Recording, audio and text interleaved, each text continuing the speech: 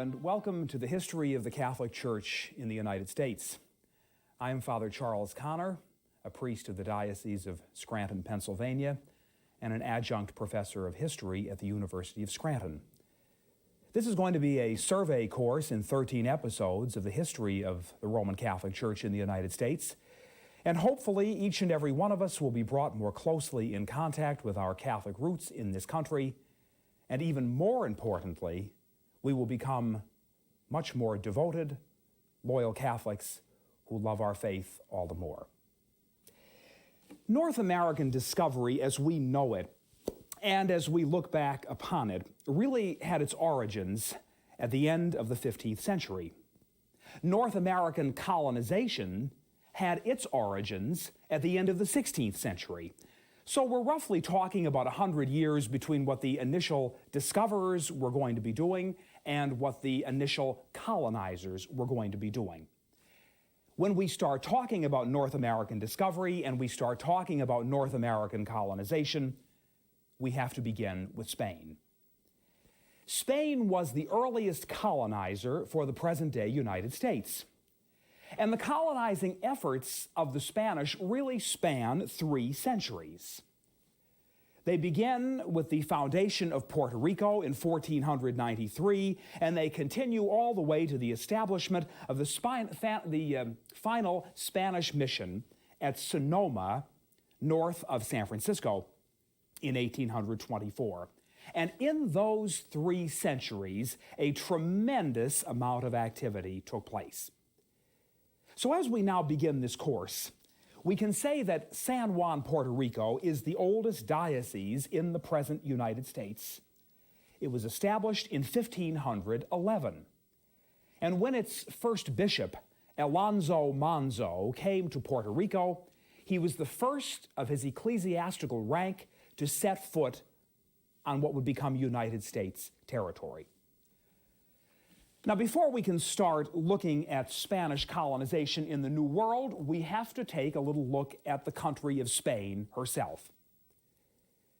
At the end of the 16th century, you will not find a more Catholic power in Europe than Spain.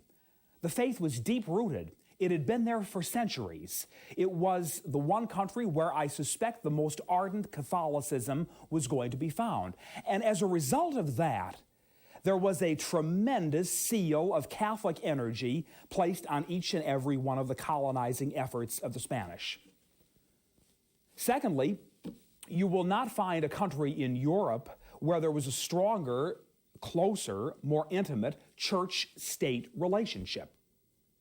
For example, in the 16th century, there was a papal bull, or we'll call it a papal decree, given by Pope Julius II, which stated that the Spanish government had to give approval for the establishment of any monastery, any church, or any religious house that was to be opened either in Spain or in one of Spain's colonies.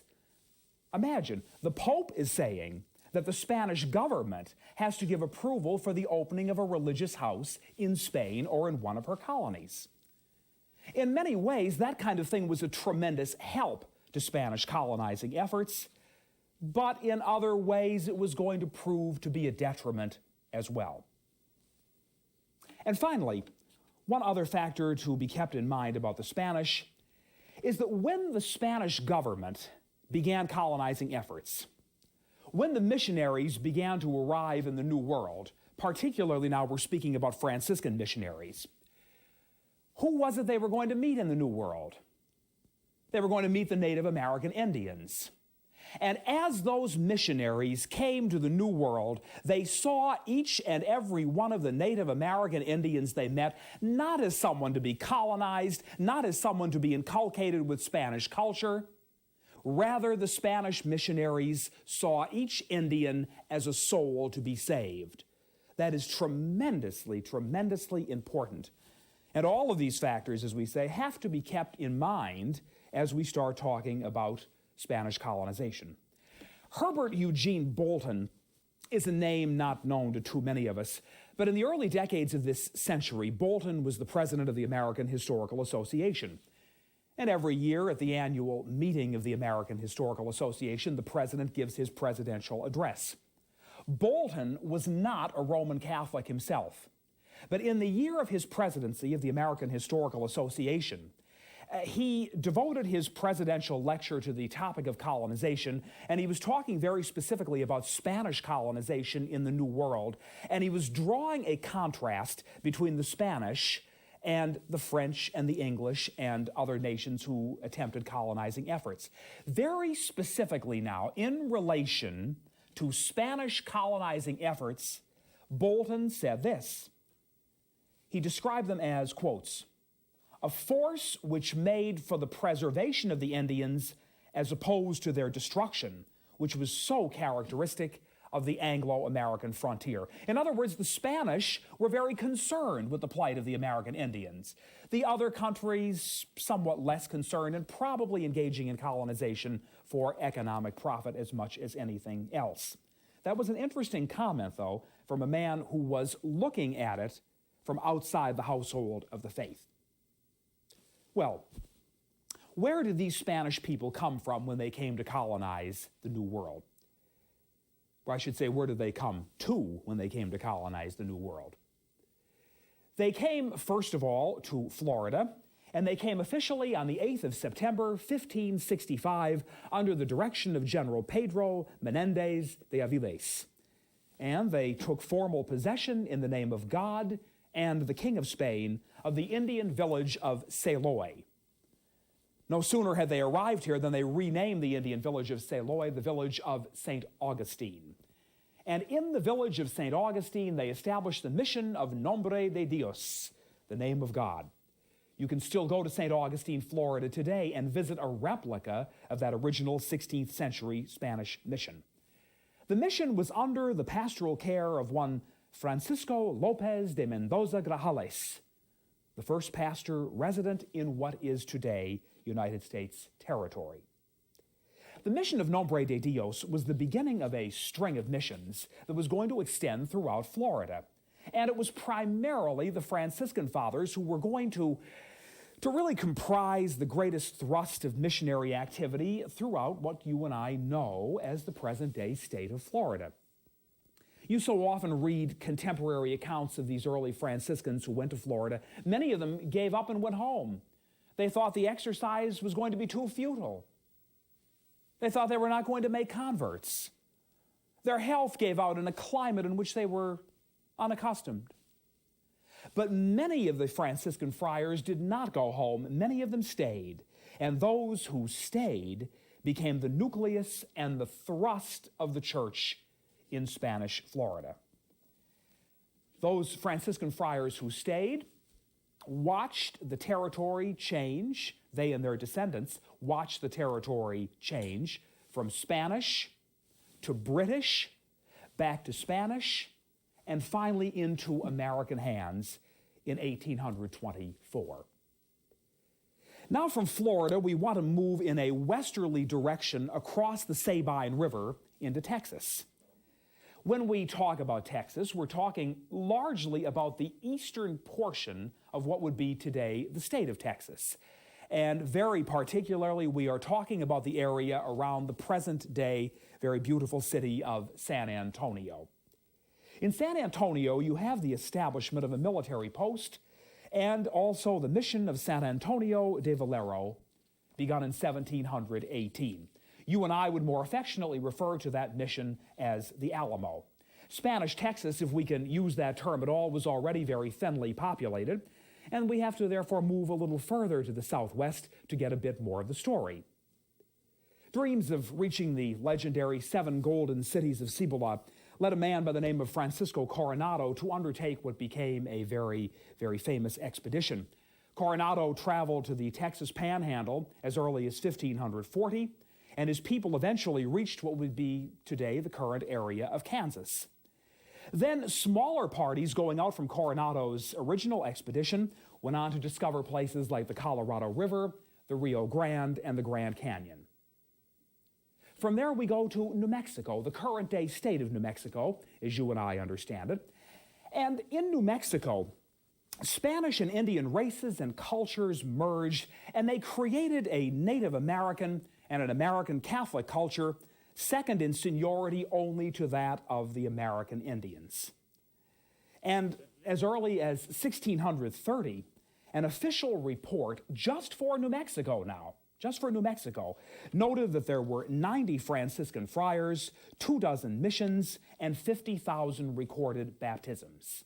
An amazing, amazing story. If we continue the journey on a little bit further to Arizona, we find the first non-Franciscan missionary effort, and this would be a missionary effort engaged in by the Jesuits, and very particularly by Father Eusebio Kino. Father Kino was a native Austrian, a very famous cartographer, one who read maps, one who studied maps, and one who wrote maps himself. And from the cartography work of Father Kino, and also from many of his extensive writings, we have an invaluable account of Catholic life in the American Southwest. Father Kino began the mission of San Xavier del Bac. It was truly a great missionary experience for the Jesuits, but it was somewhat of an isolated missionary experience because as we continue the story yet further west and come to California, we return once again to the Franciscans. It's interesting when you start thinking about Spanish colonization, the first thought that often comes into your mind is California. But in point of fact, we have seen that a great deal went before the establishment of the Spanish missions in California. When we think of California, we think of Father Junipero Serra. When we think of Father Junipero Serra, we think of the 21 Spanish missions that were found along the King's Highway, El Camino Real, a day's journey apart from the south of California at San Diego de Alcala all the way to the final mission of Sonoma north of San Francisco. Father Serra was a university professor. He came from the island of Majorca, and he was a man who had a very genteel life as a university professor. He then became somewhat of an itinerant preacher in his native land, but finally he said, no, I simply cannot have any more of this. I want to be a missionary. And to California he came to be a missionary. One contemporary biographer describes him as a, quotes, plump, rosy-cheeked man approaching middle age when he arrived on these shores. He came here and he writes himself in his own memoirs, all of my life I have wanted to be a missioner. I've wanted to carry the gospel teaching to those who have never heard of God, who have never heard of the kingdom. And carry it he did. Of those 21 California missions, Father Serra personally began 9 of them. And around those 9 missions which he began, the social, the political, and the economic life of the state of California began to grow up in the 18th century and into the 19th century. And upon Father Serra's death, we find a very, very strong missionary chain, and we find a large number of Franciscan friars.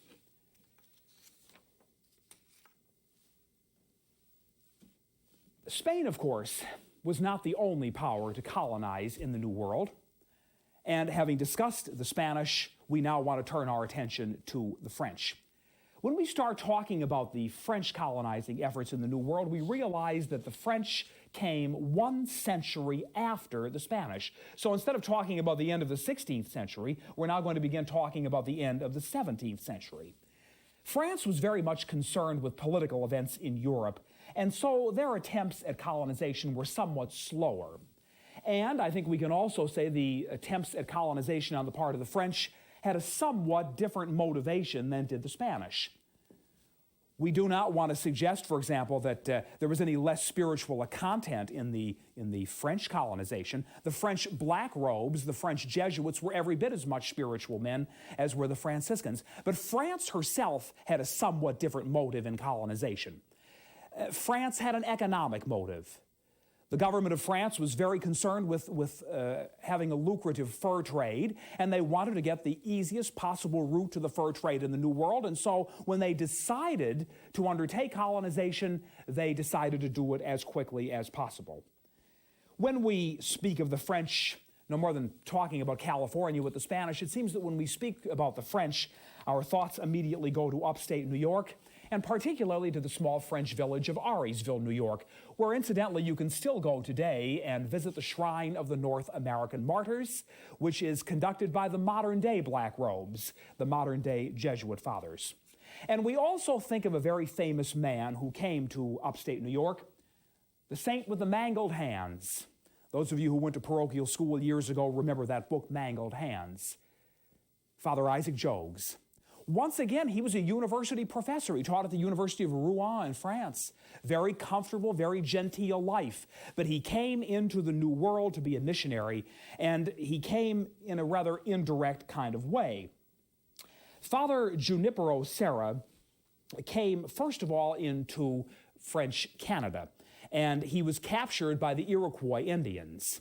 Now, the Iroquois themselves had been in Canada for centuries, and it's a rather long political story, but they had to be taken out of Canada by the French government, and they were brought from French Quebec down into northern New York State, around the area of Auriesville. Now, Father Isaac Jogues first arrived in Canada, and his first encounter was with the Iroquois Indians, those who were by nature quite hostile to the French and to French missionaries because what had happened to them in the past. So as soon as Father Jogues encountered some of the Iroquois who were still left in Canada, what happened? They took him as a prisoner and they brought him down to northern New York State, and they subjected him to incredible tortures. It wasn't just the Iroquois, by the way. The Iroquois were joined by the other 5 nations, the Seneca, the Cayuga, the Oneida, the Onondaga, and the Mohawks. They formed an alliance, if you will, and they all became natural enemies, I should say, of the French missionaries, of the French Blackrobes. It really was only the Algonquin Indians and the Hurons who befriended the French Jesuits and seemed to become their natural allies. Well, Father Isaac Jogues, as we say, was captured by the Iroquois, and he was brought down to the present-day area of Auriesville, New York, subject to great, great tortures, but he was able to get out. They smuggled him down to the village of New Amsterdam, which would be the present-day city of New York, and they got him on a Dutch ship and brought him back to France. And not only did he return to France, but he returned to a hero's welcome in France.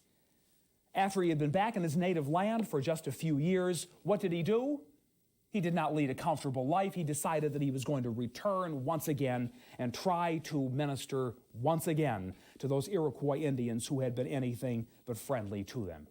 After he came back, we know the story very well of St. Isaac Jogues, St. John de Brebeuf, all their various companions who were martyred, and martyred very savagely at the hands of the Iroquois Indians in upstate New York. That's not to say that they didn't do a great deal of work. It's not to say they did not convert a great number of Iroquois Indians to Catholicism. They certainly did. But there were many, many strong enemies in the Iroquois tribe who were never going to be converted, and they were the ones who ultimately saw to it that Father Isaac Jogues and his companions lost their lives. The American historian George Bancroft, again, not a Catholic, makes a very, very interesting comment about the Blackrobes in upstate New York. Bancroft writes, "Not a cape was turned, nor a river entered, but a Jesuit led the way." He certainly had a man like Isaac Jogues in mind when he said it. He certainly had a man like Father Marquette in mind when he said it. Remember Father Marquette, the famous missionary who accompanied Louis Gillette on a 2,700-mile expedition on the Mississippi River. He certainly had a man like Father René Maynard in mind, Father Maynard who explored the shores of Lake Superior. French Jesuits were to be found among the Illinois Indians at Kaskaskia. They were to be found at Fort Arkansas. They were to be found at Fort Orleans on the Missouri. And they were to be found at Vincennes, Indiana, on the Wabash River. The list of French missionaries could be expanded over and over again, but we would want to consider in this broadcast only one other Frenchman, and that would be the famous French Sulpician, Father Gabriel Richard. After the Treaty of Paris in 1783, which ended the American Revolutionary War, there were a number of forts under the control of the British in the old Northwest Territory, and they were going to remain under the control of the British for a number of years. In fact, the British would not evacuate the Northwest Territory until 1796, long after American independence, well into the Washington administration. Now, after the British left the Northwest Territory in 1796, there were still many, many Catholic people living around these forts. Well, who's going to minister to the Catholic people? That became the concern of the Bishop of Baltimore, a man by the name of John Carroll, of whom we will have a great deal to say later in this broadcast. And John Carroll it was who appointed this young French Sulpician, Father Gabriel Richard, to administer to these largely French-speaking Catholic people who lived in the old Northwest Territory. Gabriel Richard is a very interesting man. He introduced the first printing press in the United States. He edited the first Catholic newspaper in the United States. He helped found the University of Michigan, where he served as professor and as a member of the first board of trustees. And he was the first Catholic priest to serve in the United States Congress as a delegate from the Michigan Territory. Imagine, the 1790s, we have a priest that active in what would already have been a somewhat pluralistic society. Now, my friends, we've looked at the Spanish briefly, we've looked at the French briefly. There's one other way in which the Spanish and the French left a tremendous legacy in this country. One other way besides colonization. The other way came about in 1803 during the administration of Thomas Jefferson. You may recall from your own study of United States history that it was in that year we had the Louisiana Purchase. That purchase doubled the territory of the United States. We acquired any number of cities along the Mississippi River and along the Gulf Coast, and we acquired a tremendous hinterland which extended beyond these cities, a still unexplored hinterland. We also inherited a tremendous Spanish and French culture because both of these nations had done a great deal of colonizing work in the territory that we call the Louisiana Purchase. Most importantly of all, we acquired the great city of New Orleans. Very early on in its history, New Orleans had become an international port, a gateway to the Gulf of Mexico, a gateway to South America, a gateway to Europe, really, for all of the fur trade that would be coming down the Mississippi River and from the tributaries of the Mississippi. And interestingly, in 1793, Pope Pius IV established what was called the Diocese of Louisiana and the Floridas. The Diocese of Louisiana and the Floridas. Hence, we can say San Juan, Puerto Rico is the oldest diocese in the United States. Baltimore, Maryland would be the second oldest diocese in the United States. And finally, the Diocese of Louisiana and the Floridas would be the third oldest diocese in the present United States.